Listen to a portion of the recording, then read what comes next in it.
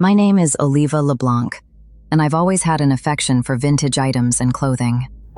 Ever since I was a child, I loved dressing up in my grandmother's old garments that my mother had stored in the attic of our rural Natchitoches, Louisiana home. I was drawn to the attention to detail in those pieces, the hand-stitched patterns, the intricate craftsmanship, and the sense that people from her time poured passion into everything they created. Each garment seemed to hold a story, a reflection of care and intention with every thread pulled through the fabric. It all stood in sharp contrast to the cheap, factory-manufactured wardrobes of today. My fascination with my grandmother's clothing soon extended to the furniture she had passed down. Each piece seemed to have its own history, its own quiet tale to tell. So unlike the modern, minimalist furniture that filled my parents' home. I could never quite understand how we'd shifted from pieces made with artistry and purpose to those that felt lifeless, created merely to turn a quick profit. There was one item in particular that captivated me, a jewelry box. Each flower on its surface had been meticulously carved by hand. The roses, so precise and elegant, seemed almost alive, as if the craftsman had breathed into them the scent of a real rose garden. I remember pressing my face close to the wood, convinced I could catch a faint floral fragrance rising from the grain. My memories of my grandmother are few, as she passed away when I was only 10, as her kidneys had failed her at 68 years old. Yet those memories remain vivid, warm moments etched deep into my heart. She was endlessly kind and attentive, always interested in whatever I had to share. While my parents were loving, they were often preoccupied with their respective careers, leaving little room for connection. My father was a physician who was always busy with his family medicine practice, and my mother was obsessed with operating her floral shop. My grandmother, on the other hand, always had time. She listened to my wild stories, entertained my imagination, and made me feel seen. She became my greatest confidant. I can still recall her floral perfume, a scent that seemed to cling to every object she left behind. I've kept the few pieces of her clothing that survived, a few blouses, her wedding dress, and a collection of hats and jewelry. I still find myself slipping into them from time to time, pretending just for a moment that I'm living in a world that was more personal, more intentional, and more beautiful. Those childhood experiences inspired me to try my hand at buying and selling unique antique furniture, pieces that seemed to tell a story through both their design and their purpose. After a few months of steady success selling items online, I decided it was time to expand my operations and open a storefront. Selling online had its advantages, but there was something irreplaceable about seeing, touching, and experiencing each piece in person. Something no digital image could ever convey. Every item that captured my attention seemed to possess a story of its own, almost as if it were a living being with memories etched into its surface. The story wasn't just about the craftsman who made it, but also about the people who had once owned and loved it. I often found myself imagining who they were, how they lived, what they valued, what moments of their lives these objects had quietly witnessed. In that way, each item became more than an antique. It was a bridge to another time, another life, and another way of seeing the world. The storefront struggled during the first 6 months, with little to no foot traffic despite all my efforts. Advertisements in the local paper, billboards along the highway, even a small radio spot I could barely afford. But slowly, word began to spread. Eventually, I started to see familiar faces returning, and a small but loyal group of regulars formed. Eventually, the store produced enough revenue for me to hire help. After going over a handful of the few resumes I had received, among them was one woman who stood out, Valentine Metoyer. The interview with Valentine revealed that she was a longtime local with a sharp wit and a soft drawl. She had an unmistakable eye for pieces from the early 1920s. Flapper-era vanity sets, Art Deco lamps, and the kind of lace that looked as though it had been spun out of sunlight and patience. Valentine carried herself with quiet dignity, her silver hair always pinned neatly, her lipstick never smudged. She reminded me, in a way, of my grandmother. Not in appearance, but in the way she seemed to belong to another time entirely. She was the perfect candidate for the help that I had needed. I asked how soon she would be able to start. After a few weeks of working together, Valentine and I became familiar friends. I would often check in with her about pieces I was considering adding to the store's inventory, and we'd talk for hours about styles and periods that might draw in curious buyers. Her taste leaned toward the ornate. She had a fondness for anything from the Jazz age, while I preferred simpler, older pieces, the kind with a bit of wear that hinted at the lives they'd touched. As time went on, our conversations grew more personal. We began to share bits of our family histories, tracing how each of our families had come to settle in Natchitoches. It was during one of those quiet afternoons, with the light slanting through the shop windows, that Valentine told me about her heritage. Her family, she explained, could trace its roots back to the Congo. Valentine's voice softened when she spoke of her great-grandmother, describing her as a woman of strength and mystery, someone rumored to have dabbled in the old ways, in the spiritual traditions of her homeland. My mama used to say she could talk to spirits, Valentine said, her eyes distant, as if replaying an old story. Said she knew things before they happened. Some called it witchcraft. She just called it listening. I listened respectfully, but brushed off Valentine's claim of the supernatural, writing it off as nothing more than local superstitions that seemed to be commonplace in Louisiana. One late evening, I found it difficult to sleep, a regular occurrence when my mind refused to settle.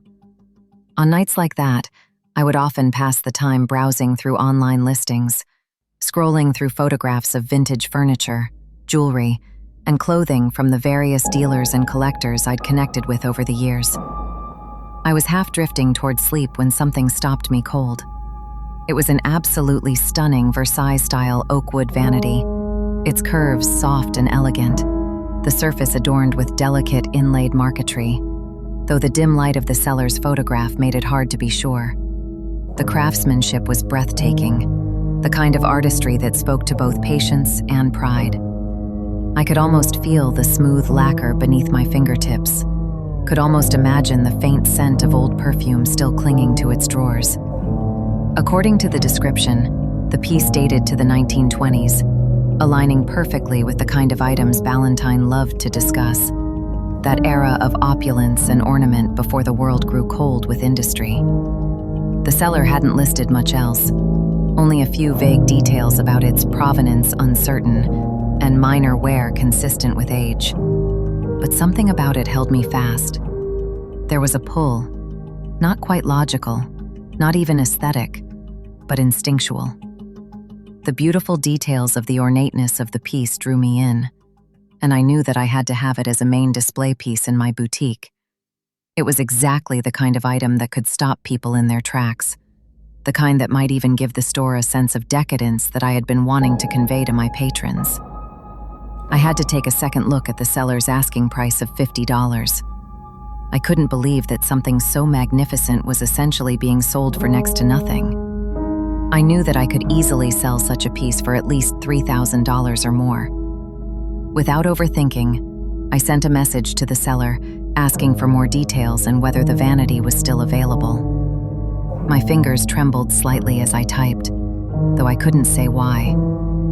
Perhaps it was excitement, or perhaps something subtler, a strange tension in the air that seemed to hum from the screen.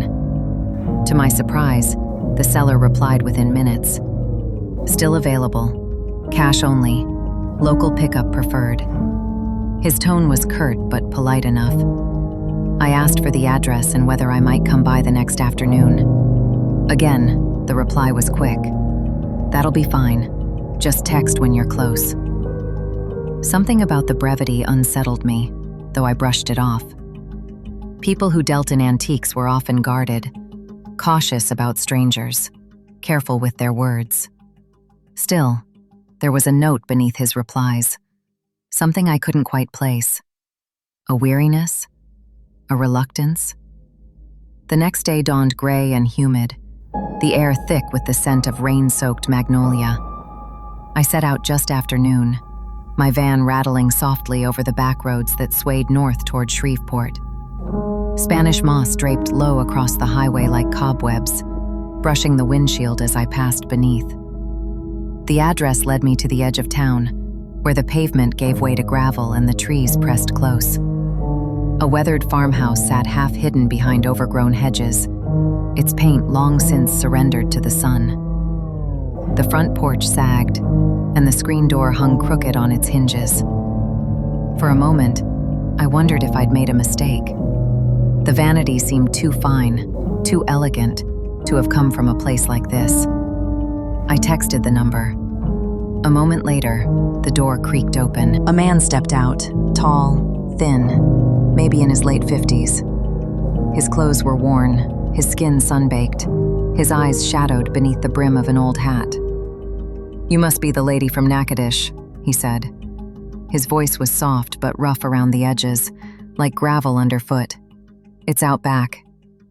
He turned before I could answer, motioning for me to follow. The back door opened into a dimly lit shed that smelled faintly of oil, dust, and old wood. And there it was, the vanity, swathed in pale afternoon light, more beautiful than the photographs could ever capture. I fell in love with the piece the moment I laid eyes on it. Even beneath a thin layer of dust and neglect, its beauty was undeniable. I could already picture it in the front window of my boutique, polished and gleaming, a perfect invitation for anyone passing by. With a bit of restorative work, the kind I'd done dozens of times before, I knew I could make it whole again. Still, as I circled it, I couldn't shake the feeling that something about it was off. Not in a way I could name. There were no scratches, no cracks, no loose joints. But the air around it felt different. Heavier, somehow, perhaps from the dilapidated state of the man's workshop. I brushed a hand along the smooth edge of the vanity's surface. The wood was cool to the touch, colder than the rest of the shed, as though it had been sitting in shade far longer than it should have. "How long have you had it?" I asked. The man hesitated. "A while," he said finally. "It was my wife's. She passed some years back. Been meaning to get rid of it to clear up some space." There was something unsteady in his voice, a quiet reluctance. His eyes didn't quite meet mine. "I'm sorry," I said softly. "It's a beautiful piece." He nodded once, almost curtly. "You want it or not?" I didn't even have to think. "I'll take it." He helped me load it into the van, though his hands trembled slightly as he did. When the vanity was finally secured, I handed him the cash. He didn't count it, just shoved it into his pocket and stepped back, wiping his palms on his jeans. As I climbed into the driver's seat, he called after me. "Ma'am?" I turned. He looked as though he might say something else, but instead he only shook his head. "Drive safe," he said quietly. "Not sure what you plan to do with it, but whatever you do, don't touch it between midnight and 3 a.m. The words hung in the humid air long after I'd started the engine. I laughed it off at first.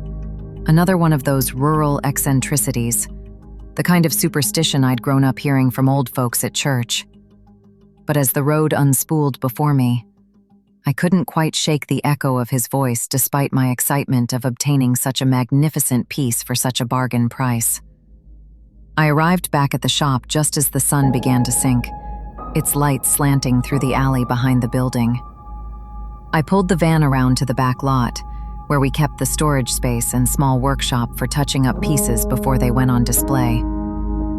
The vanity was solid and heavier than it looked, but the hydraulic cart made quick work of it. I wheeled it inside, set it carefully in the workshop, and then headed to the storefront, where Ballantyne was still helping a few lingering customers. Dusk pressed against the windows by the time we finished the last sale, and together we went through our usual closing routine before locking up for the night. Ballantyne was in a rush to get home, so we didn't linger after closing. I was exhausted, but quietly thrilled about my latest find. Once home, I made a cup of herbal tea and settled onto the couch with a novel I'd been trying to finish. The warmth of the tea and the stillness of the evening loosened the tension in my body. As sleep began to creep in, I decided it was best to draw a quick bath and get ready for bed. While soaking, my thoughts drifted back to the vanity. I pictured the grain of its wood beneath the workshop light, the faint scent of varnish, the slight wear along its edges. It would need a bit of restorative work before it was ready for the sales floor, but hopefully nothing too time-consuming.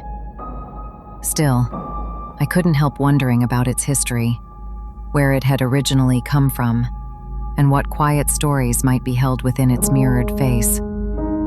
I went to bed around 10, hoping for a full night's rest before starting work on the piece in the morning. For the first hour or so, I slept deeply.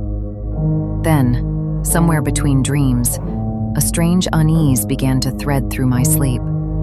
A prickling sense of alertness, as if something unwelcome had entered the room. The feeling grew until it pulled me to the surface of waking. I jolted upright and switched on the bedside lamp, my breath catching as the soft yellow light flooded the room. For a moment, I just sat there, scanning the shadows, half expecting to see someone, or something, standing in the corner. But nothing stirred. The apartment was silent, save for the faint hum of the refrigerator down the hall. I was rattled, but relieved that there was no real threat. I crept back into bed, brushed off the experience as an odd dream, and eventually drifted back to sleep. Morning came quickly. After finishing my usual routine, I made my way to the store. Valentine was already at the counter when I arrived, sorting through receipts. I handed her the usual cup of coffee and told her I'd be in the workshop, working on the vanity I'd brought in the day before. She nodded in understanding, and I headed to the back. The shop was quiet that early in the day, only the soft buzz of the fluorescent lights and the faint smell of old wood polish. I started by checking the drawers, making sure they were well oiled and functioning smoothly. That's when I noticed something odd. A small latch tucked beneath the bottom drawer, slightly offset from the rest of the joinery. It looked out of place, almost hidden on purpose. Curious, I tugged the latch. A faint click sounded, and a narrow compartment slid open, revealing a small bundle of neatly folded blank papers. Each page was thick and ivory-toned, embossed at the top with a faint watermark, a circular crest I didn't recognize. The pages were tied together with a length of faded ribbon, the fabric brittle with age. I examined them for a few moments before placing them in a secure desk drawer in the workshop so I could resume my work on the vanity. It was around noon when Valentine came in from the storefront to ask if I could cover while she took her lunch break. "How's it going back here?" she asked, stepping into the workshop. I wiped my hands on a rag and smiled. "Pretty well. You've got to see this piece. It's turned out better than I thought it would when I first got it." I led her over to the vanity, eager to show off my find. But as soon as she got a good look at it, her expression shifted. Her brow creased, and for a moment she just stared. "What is it?" I asked, unsure how to read her reaction. She hesitated, folding her arms. "Oh, it's beautiful," she said finally, though her tone lacked conviction. "There's just something about it." I frowned. "Something about it?" But she didn't elaborate. Her eyes lingered on the mirror for another moment, her face tightening in a way that seemed almost involuntary. Then she turned away, forcing a small smile. "Never mind. Probably just the lighting in here." Still, there was a guardedness in her voice, a quiet, unspoken caution that hung in the air long after she left the room. I quickly put away my tools and followed her back to the storefront to attend to any customers who might wander in while Valentine ate lunch. The rest of the day passed uneventfully, with only a few visitors trickling through. As closing time approached, I wished Valentine good night and watched her disappear into the dim street outside. Though I rarely worked late, I wanted the vanity finished and ready for display by morning. By the time I tightened the last loose screw and wiped down the surface, the clock had slipped past midnight. Drained from the long stretch of labor, I put away my tools and remembered the bundle of blank, watermarked pages I'd hidden in the work desk. Unsure what to make of them, I decided not to leave them behind. I slipped them under my arm and carried them back to my apartment. There, I tucked the pages into a spare kitchen drawer for safekeeping and began preparing for bed, skipping dinner as exhaustion outweighed hunger. I took a quick shower and climbed into bed, falling asleep almost the moment my head touched the pillow. My mind slipped swiftly into a vivid dream, and soon I found myself back in my shop, alone, standing behind the cash register and gazing at the items on display. In the far corner, I noticed a woman with her back turned to me. She wore one of the most beautiful white lace dresses I had ever seen, elegant, intricate, from an era I couldn't quite place. She was examining a small jewelry box. After a moment, she lifted it delicately and carried it to the counter. She was breathtaking, radiant in a way that was almost haunting. When she reached me, she said nothing, only smiled. Then, without warning, she placed the jewelry box on the counter with unnecessary force, nearly slamming it down. I flinched, startled, and our eyes met. Something in her expression shifted. Her head tilted at an unnatural angle, and her gentle smile curdled into a look of cold malice. I wanted to step back, to speak, to do something, but I couldn't. I was rooted in place, trapped in her gaze. Before my eyes, her beauty began to unravel. Her skin turned pale and mottled, then rotted before me, peeling away in soft, wet folds. Strands of white hair clung to a skull-like face where her lips had already withered. Her teeth yellowed. Her eyes sank deep into twin pits of shadow. From beneath her dress, a thick black fluid began to ooze, spreading across the floor like oil. I stood frozen, breath locked in my chest, a scream caught somewhere between my lungs and throat. Then, without warning, she swept the jewelry box from the counter, the sound sharp and shattering, and lunged across the desk.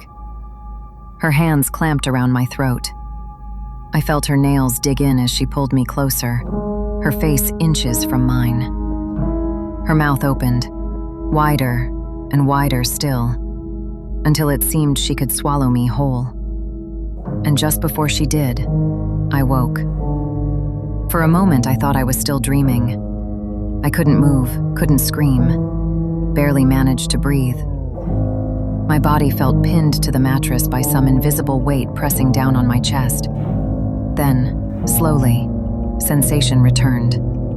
The rush of blood, the thud of my heartbeat, the shallow rasp of my breath. I bolted upright, fumbling for the lamp and flooding the room with light. My eyes darted from corner to corner, knowing I'd see her there. But there was nothing. Shaking, I swung my legs over the bed and forced myself into the kitchen. The glass trembled in my hand as I poured water, trying to steady my breathing. That's when I noticed the ache in my neck, dull at first, then throbbing. I reached up to touch it. No marks, no bruises, yet the pain was unmistakable, deep, as though unseen fingers had only just released their grip. I checked my phone. No new messages, no missed calls. The screen's glow read 2:53 a.m. I'd barely been asleep a few hours. My thumb hovered over my contacts, wanting to call someone, anyone. But who would I tell? What would I even say? For several minutes, I sat in silence, turning the details over in my mind. It had to have been a nightmare. Vivid, yes, but nothing more. That's what I told myself, again and again, until the words began to sound almost true. Finally, I gathered the courage to return to bed. The room felt colder now, as though the air itself had thinned. I lay down cautiously, every creak of the floorboards outside my door setting my pulse on edge. But exhaustion soon dulled the fear, and slowly, reluctantly, sleep took me again. When I awoke the next morning, I felt drained, tired in a way that no amount of sleep could mend. The notification tone on my phone chimed, startling me. A message from Valentine. She'd called in sick and wouldn't be coming in today. She was reliable, rarely missed a shift, but that meant I'd be running the storefront alone. Running a business had its benefits, but mornings like this were part of the cost. One of those quiet, inevitable trade-offs that never seemed worth thinking too hard about. Still, as I got dressed and caught my reflection in the mirror, a faint ache lingered at the base of my neck. I tried to ignore it. The morning rush came quickly. Customers filtered in steadily, more than usual for a weekday. I spent the first half of the day darting between shelves and counters, answering questions, ringing up sales, restocking displays. The rhythm of routine helped dull the edges of the previous night, and by afternoon, I'd nearly managed to forget the dream altogether. As closing time approached, the store grew quiet. The last customer left around 7:30, leaving me alone to finish counting out the register. The only sounds were the steady click of the calculator and the faint hum of the overhead lights. That's when I heard it. Soft, deliberate shuffling coming from the workshop. I paused, listening. Something shifted again. The faint scrape of wood against concrete, followed by what sounded like a table being dragged slowly across the floor. My pulse quickened. I set the register drawer aside and stepped toward the back. The noise stopped the instant I reached the door. I flipped the switch, flooding the workshop with harsh fluorescent light. Everything looked exactly as it should. Tools in their place, furniture still. Nothing disturbed. I waited a few moments, scanning every shadow, every corner. Silence.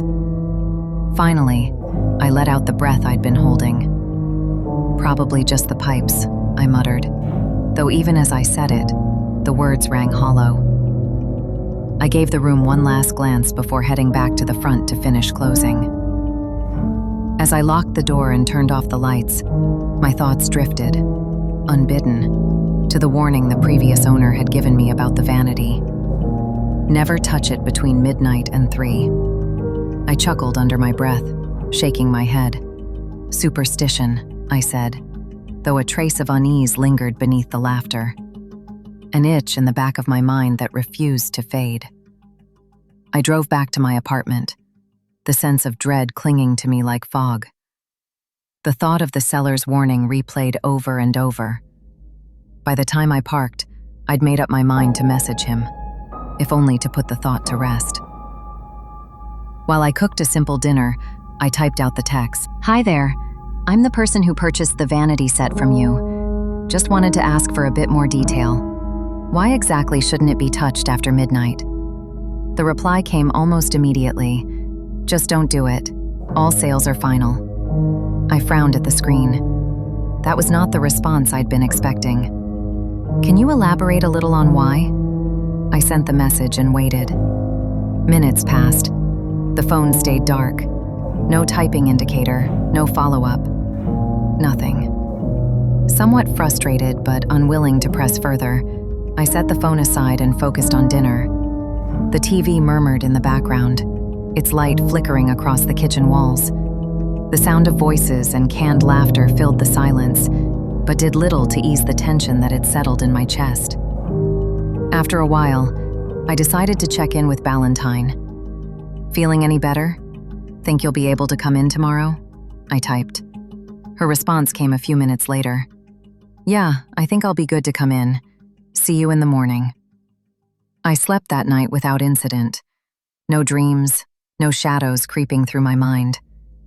But when morning came, I woke feeling worse than I ever had before. My head throbbed with a deep, pulsing ache, and my stomach twisted violently as if I'd swallowed something foul.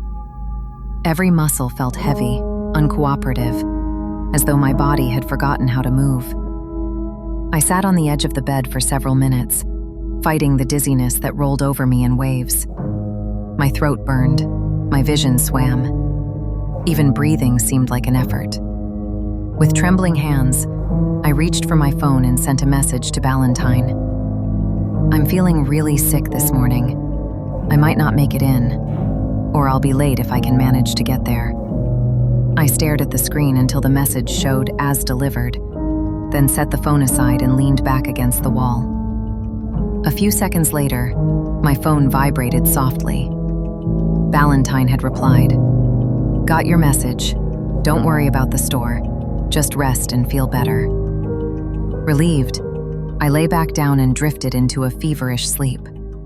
The hours blurred together, and when I finally woke late that evening, the light outside had gone dim and gray.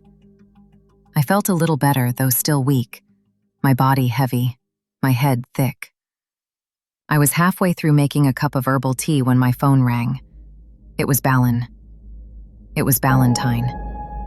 Her voice on the other end was frantic, shaking with panic. I could barely make out her words through the rush of her breathing, but finally, between gasps, she managed to say that something had happened at the store, something I needed to see for myself. Concerned for Valentine and for the store, I forced myself into the car and drove over, the world outside blurring past in the dim evening light. When I pulled up, I saw her standing on the sidewalk out front, arms folded tightly across her chest, trembling. "What's going on?" I called as I stepped out of the car. "Thank God you're here," she said, her voice unsteady. "I didn't want to explain it over the phone. You need to see what happened for yourself." She led me back into the store, glancing over her shoulder every few steps to make sure I was still close behind, like she couldn't bear to be alone inside. She stayed silent as we approached the door to the workshop. Just before reaching for the handle, she stopped and looked at me, her eyes wide and uncertain. Confused, I met her gaze, then slowly turned the knob and eased the door open. The moment I stepped across the threshold, I froze. The workshop looked as if a storm had torn through it. Tools were scattered across the floor, drawers yanked out and emptied, their contents strewn everywhere. Shelves had been toppled, inventory smashed into shards across the room. The only thing untouched, the only thing perfectly in place, was the vanity set. "What the hell happened here?" I whispered, my voice breaking the heavy stillness. Valentine told me that something had felt off the moment she opened the store that morning. There'd been a strange stillness in the air, like the whole place was holding its breath. She said she'd started hearing faint noises from the workshop, soft scraping, shifting sounds, as though someone were quietly moving things around in there. But every time she went to look, everything was perfectly in place. Worried, she checked the back door twice to make sure it was locked. No sign anyone had come or gone. Then, just before closing, she heard it again, but louder this time. She said it sounded like a heavy table being dragged across the floor. She was halfway to the workshop door when the noise exploded into chaos, crashing, splintering, like a whirlwind tearing through the room. When she finally worked up the courage to open the door, she found it like this. I had no reason to doubt Valentine's story, but I couldn't begin to explain how something like this could have happened. There was no logic to it, no way to make sense of what she'd described. Yet hearing her recount it made my own strange experiences feel suddenly more tangible, less like tricks of exhaustion or imagination. Whatever was happening, it wasn't just in my head anymore. "I believe you," I said quietly, my voice steady but hollow. I told her everything. The seller's cryptic warning not to touch the vanity between midnight and 3. The noises I'd heard in the shop when no one else was there. And the the vivid, unsettling dream of the woman who had transformed before my eyes into something ghastly and inhuman. "My dear," Valentine said in a solemn voice, "I'm afraid whatever has attached itself to this piece is now bound, either to you or to the store. I'm not entirely sure how we can rid ourselves of it, but we must try." She looked at me gravely and asked how much I knew about the Vanity's history, whether I'd noticed anything unusual or out of place.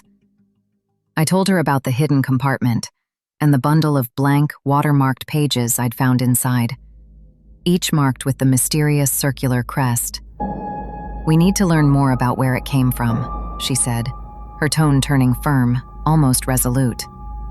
"If those watermarks mean anything, they might lead us to its origin, and maybe to a way to stop whatever this is." Without hesitation, I pulled out my phone and called the seller. The line rang once, then went straight to voicemail. I hung up and tried again. Same result. A chill of frustration and unease crawled up my spine as I opened my messages and typed, "Hi, it's me again. I really need to know more about where the Vanity came from, and any additional information you can provide." I hit send and stared at the screen, waiting for the message to deliver, hoping, somehow, for a response. We agreed the best course of action was to keep the store closed the following morning, at least until we had some answers. The thought of reopening while that thing sat in the back room made my stomach twist. We talked about what to do with the Vanity, whether to move it out of the shop or destroy it altogether, but Valentine was quick to object. She warned that tampering with it might only make things worse. Whatever was bound to that piece, she said, might not take kindly to being disturbed again. In the end, we decided it was best to leave everything exactly as we'd found it and close up for the night. Neither of us wanted to linger in a place where something unseen had already proven it could move and destroy whatever it pleased. I bid her goodnight and left. On the drive home, I tried calling the seller again, but each attempt went straight to voicemail. When I got home, I went to the kitchen drawer and pulled out the bundle of watermarked pages. Under the warm glow of the overhead light, I studied them closely, searching for anything I might have missed before. The circular crest seemed even more distinct now, pressed faintly into the paper like an old seal. I snapped a photo and sent it to Valentine, explaining that these were the pages I'd found hidden inside the Vanity. Her response came almost immediately. "I'm not sure what to make of this, but I believe they're undoubtedly connected somehow." I opened my laptop and began searching for images that matched the crest watermarked into the blank pages, hoping for any clue about where they might have originated. I sifted through family emblems, business crests, antique maker's marks, anything even remotely similar. After nearly an hour of dead ends, I finally stumbled across an image that resembled the watermark almost exactly. It belonged to the Vidger family, a once prominent French lineage from the early 1900s. Digging deeper, I learned that the Vidgers had built a successful luxury goods empire. Fine textiles, bespoke furniture, perfumes, until the Nazi occupation stripped them of nearly everything. Their factories, their wealth, their estates, all seized by German forces. After that, the family all but vanished from public record. But what unsettled me most came next.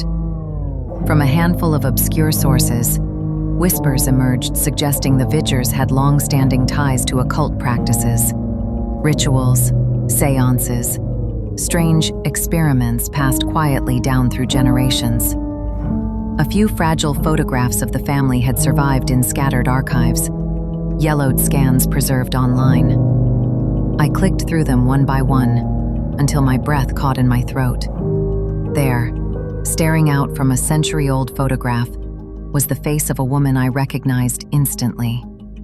She was the same woman who had twisted into that grotesque, nightmarish figure from my dream. Heart pounding, I called Valentine and told her everything.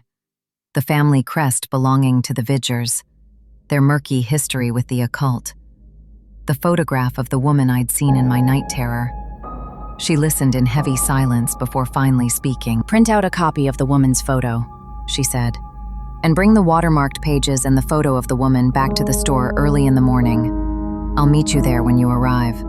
There was a pause, and when she spoke again, her voice had dropped to a firmer, almost urgent tone. "Before you go to bed tonight, make sure your bedroom door and windows are closed. Take some salt and lay a line across the threshold of your door and each bedroom window. And whatever you do," she said, "do not respond. Do not investigate."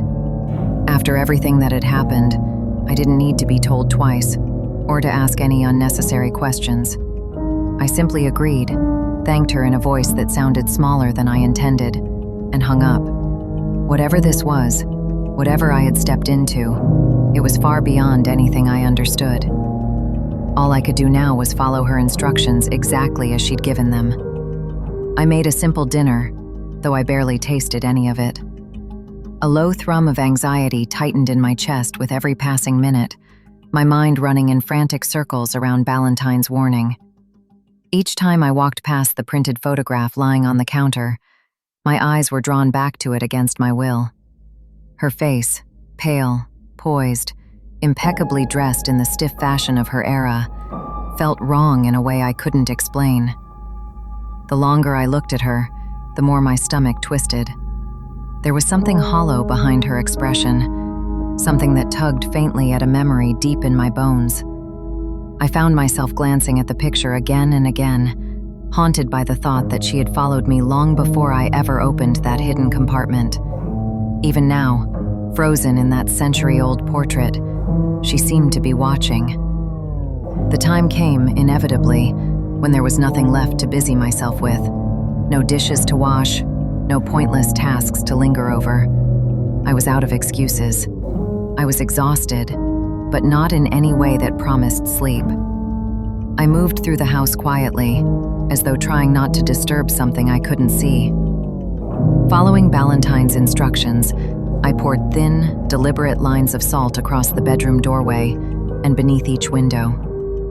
The grains crackled faintly as they scattered, the sound too loud in the stillness of the room.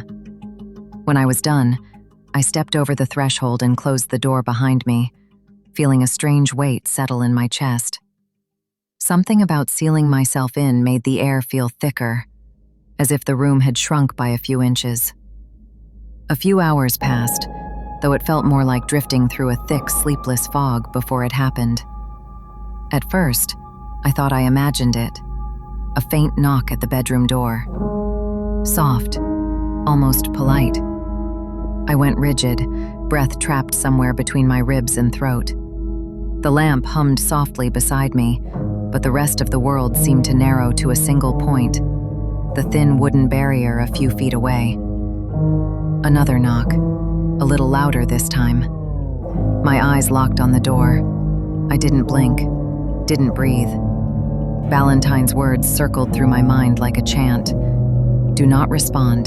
Do not investigate. The knocks grew firmer, more insistent. 3 at a time, evenly spaced, like someone with patience and certainty. The kind of certainty that comes from knowing they're being heard. Yet the door never shook. The knob never turned. The thin line of salt beneath it remained perfectly undisturbed.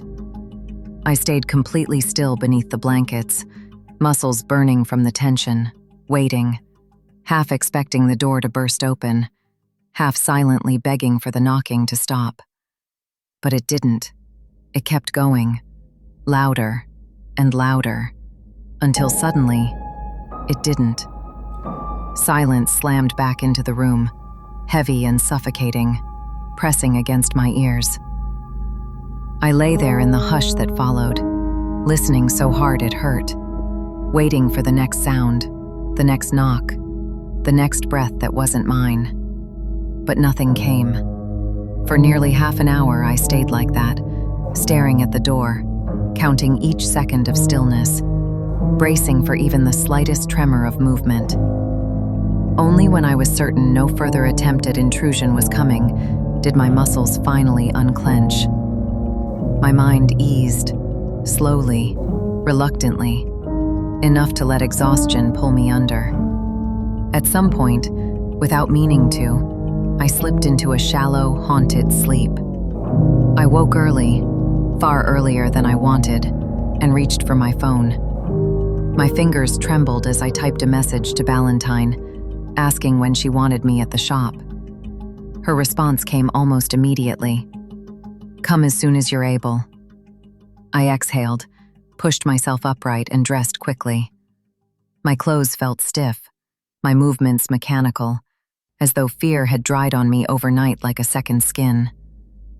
Once ready, I tucked the blank watermarked bundle and the photo of the woman into my bag, texted Valentine that I was on my way, and stepped out into the brittle morning light to make my way to the store. Upon arriving, I found Valentine waiting for me just outside the front door. She didn't greet me, just watched me approach with that steady, unreadable expression of hers. I told her about the knocks at my door the night before, every detail I could manage. She nodded slowly, as though none of it surprised her, but said nothing. She was holding an old, worn bag I'd never seen before. Heavy leather, frayed at the seams, the kind of thing that looked older than both of us combined. Without preamble, she asked me to hand her one of the blank watermarked pages and the photo of the woman. I fished them out of my bag and passed them over. From inside her own, she retrieved a bottle, dark glass, thick and dusty, its shape uneven, like it had been hand-blown a century ago. Carefully, almost reverently, she slipped the page and the photograph inside. I asked what she was doing, but she didn't answer. She only lifted her chin in a silent instruction for me to follow. We walked into the workshop. There was no small talk, no explanation, just the quiet shuffle of our steps and the faint hum of the fluorescent lights overhead. I watched as she set the bottle on top of the vanity. Then she whispered a few sentences in a language I didn't recognize. Soft, rhythmic, threaded with something that prickled the air. When she finished, she gestured for me again, and we stepped out of the store. She didn't speak until the door had closed behind us. "We need to come back in exactly 1 hour," she said, her tone solemn and stripped of its usual warmth. "Do not enter the store until then." I didn't ask questions. Something in her voice told me I didn't want the answers yet. She got into her car and drove off without another word.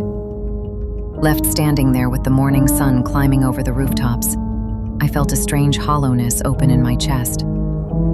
Unsure how to pass the time, I climbed into my own car and began to drive. Nowhere in particular, letting the engine's steady hum guide me as I replayed everything that had happened so far, piece by piece, trying to make sense of a night that refused to settle in my mind. As the hour drew close, I made sure to return exactly when she'd told me to. Valentine's car pulled in moments after mine, as though she'd been timing her arrival down to the second. We stepped out together, and she gave me a small, sharp nod before leading me back into the workshop. Inside, the air felt still, heavier than before, like it had been waiting. I watched as she unpacked several items from her worn bag. A cork, a metal cup, a thick black candle, and a small block of red wax. Without a word, she lit the candle and began melting the wax in the cup, speaking softly in that same unfamiliar language, each phrase low and deliberate, as if coaxing something unseen into obedience. When the wax had fully melted, she picked up the bottle, pressed the cork firmly into place, and sealed it with a sure, practiced twist. Then she dipped the neck into the melted wax, turning it slowly, letting the red coat it in thick, glossy layers. She lifted it, blew gently until the wax cooled and hardened, then inspected the seal with a narrow, discerning glance. Only then did she open one of the vanity drawers. She placed the sealed bottle inside with careful precision, slid the drawer shut, and stepped back. "Whatever presence was tied to this vanity is now contained in that bottle," she said. Her voice was steady, but there was a weight beneath it. It must remain sealed and kept within the piece for it to stay trapped. I nodded. the seriousness of her words settling deep in my chest. Together, we lifted the vanity and carried it to a vacant section of the workshop. Once it was in place, Valentine handed me a spare sheet, and we draped it over the piece until it was completely hidden from view. Muted, subdued, resting like a sleeping animal we hoped would never wake. Exhausted from the entire ordeal, we both went home. As I drove, an overwhelming sense of relief washed over me, lightening through the fog of the last several days. For the first time in a while, I felt certain we had found a solution, that the nightmare tethered to that vanity was finally contained. When I got home, I slipped into bed and let the quiet settle around me. Sleep came easily, peacefully, without shadows pressing at the door. For the first time since all of this began, I felt safe. I arrived at the store the next morning and met Valentine at the front door. Together, we cleaned up the workshop, sweeping away the splinters, righting overturned tools, and restoring some sense of order to the chaos left behind 2 days earlier. I couldn't help glancing at the sheet-covered vanity every few minutes, as if confirming that whatever we'd trapped inside was still contained. When the workshop looked like itself again, we returned to the front of the store to help customers. Between visitors, we spoke quietly about everything that had happened, the relief in our voices almost fragile. The more we talked, the more I realized something unsettling. My understanding of the world had shifted, maybe permanently. At one point, I finally asked her where she had learned any of this, how she knew what to do, or what else might be out there that people like me never even considered. Valentine gave a faint, knowing smile. "I'll share things in time," she said, "when you're ready to understand them. What you've seen is only a small glimpse of what exists outside what we consider normal."